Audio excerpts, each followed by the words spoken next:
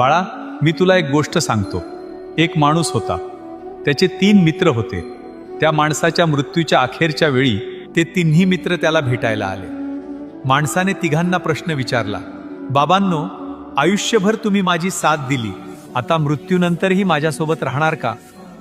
त्यावर पहिला मित्र म्हणाला, मी आयुष्यभर तुझ्या सोबत होतो, मात्र आता माझा नाईलाज आहे.